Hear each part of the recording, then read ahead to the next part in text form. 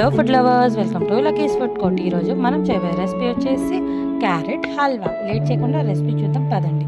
ముందుగా అయితే ఇక్కడ నేను రెడ్ క్యారెట్స్ని అయితే తీసుకొని బాగా శుభ్రం చేసుకొని ఈ విధంగా తురిమి అయితే పెట్టుకున్నానండి. హల్వాకి రెడ్ క్యారెట్స్ అయితేనే టేస్ట్ బాగా వస్తుందండి. ఆరెంజ్ క్యారెట్స్లో స్వీట్ తక్కువగా ఉంటుంది. సో హల్వా చేసుకునే వాళ్ళు రెడ్ క్యారెట్స్ని ప్రిఫర్ చేసుకోండి. ఇప్పుడు ఒక బాండీ పెట్టేసి ఇందులో నేను 4 టేబుల్ స్పూన్ నెయ్యిని అయితే యాడ్ చేసుకుంటున్నాను.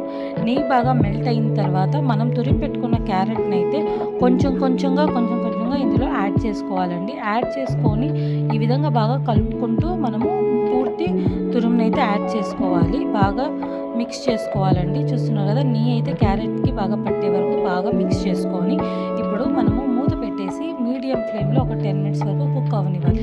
ఈ విధంగా వాటర్ అంతా పోయి కుక్ అయిన తర్వాత ఇందులో మనము పాలనైతే యాడ్ చేసుకోవాలి.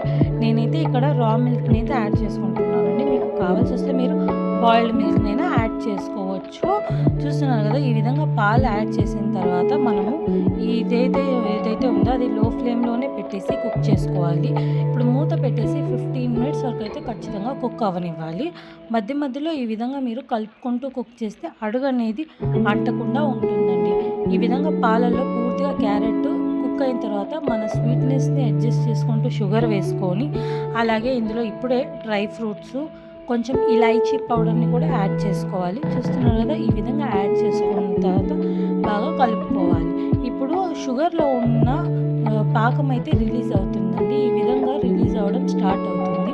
ఈ పాకం మొత్తం మిక్స్ అయ్యి కుక్ అయ్యే వరకు మనం దీన్ని కుక్ చేసుకుంటూ ఉండాలి. చూస్తున్నారు కదా, ఈ విధంగా డార్క్ రెడ్ కలర్లో అయితే మనకి హల్వా వస్తుందండి. ఈ విధంగా కుక్ అయిన హల్వాలో ఇప్పుడు నేను ఇక్కడ పచ్చికోవాని అయితే యాడ్ చేసుకుంటున్నాను. పచ్చికోవా లేని వాళ్ళు మిల్క్ పౌడర్ని కానివ్వండి, లేదంటే పాలపైన మీగడ కూడా యాడ్ చేసుకోవచ్చు. ఇలాంటి స్వీట్స్ చేసేటప్పుడు పచ్చికోవా ఖచ్చితంగా యాడ్ చేసుకోవాలి.